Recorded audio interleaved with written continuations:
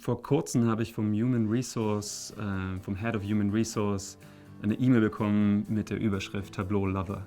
Also sie hat Tableau tatsächlich vor einem Monat ungefähr das erste Mal selber benutzt oder auch gesehen und hat mir sofort diese E-Mail geschrieben. Jeder, der Tableau bei uns sieht, ist sofort begeistert davon.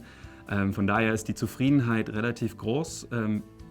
Per se, einfach weil die Dashboards so schön sind oder man sie so schön bauen kann und im Vergleich zu den alten Excel-Tapeten, die wir benutzt haben, auch viel intuitiver. Die Hauptnutzer bei Tableau ist zum Beispiel das Marketing-Team, das Management-Team, das Produktteam.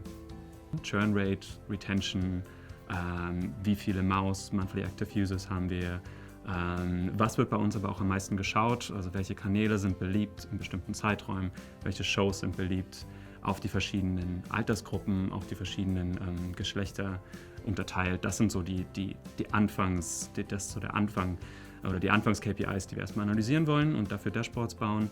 In den nächsten Schritten werden wir auch beim Marketing-Team die komplette Funnel-Analyse durchführen. Das heißt, über welche Kampagnen kam der Nutzer, welche Klicks haben welche Kampagnen bekommen, welche Sign-ups haben welche Kampagnen bekommen, welche wertvollen Nutzer kamen über bestimmte Kampagnen, also welche Kampagnen waren am effektivsten letztendlich. Ich persönlich bin der Hauptanwender von Tableau und was ich besonders schätze bei Tableau ist die Einfachheit, die Schnelligkeit, Dinge zu analysieren. Vorher musste ich die Daten aus Hadoop rausziehen, in eine Excel-Tabelle, die analysieren oder mit R-Skripten irgendwelche Plots generieren. Das hat Ewigkeiten gedauert und wenn ich einen Fehler gemacht habe, dann musste ich nochmal von vorne beginnen.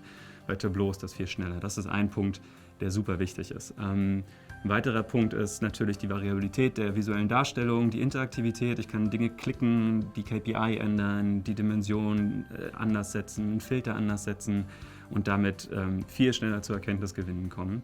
Was mir persönlich auch viel Spaß macht mit Tableau, ist einfach rumzuspielen. Ich habe irgendeine Hypothese und fange an, einfach mal wild mit den Daten rumzuspielen und mal zu schauen, was rauskommt. Letztendlich dieser kreative Prozess, ist mit Tableau viel einfacher und das schätze ich besonders.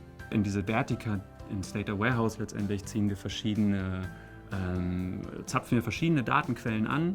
Zum einen den Hadoop-Speicher, zum anderen teilweise auch Google Analytics-Daten, zum Teil auch Campaign-Tracking-Daten. Wir haben einen Partner, Just, der uns die Daten gibt und wir über die API ziehen letztendlich oder ein Server-Callback ziehen die Daten dann in unser Data Warehouse. Und Tableau wird meistens zu diesem Data Warehouse, also zu Vertica, connectiert, verbunden. Alles, was Usage angeht, da sind wir schon so weit, dass das Management-Team auch täglich Exporte von Tableau benutzt und die analysiert. Oder halt auch live auf die Dashboards gehen und diese benutzt, um irgendwelche managementrelevanten Fragen zu klären.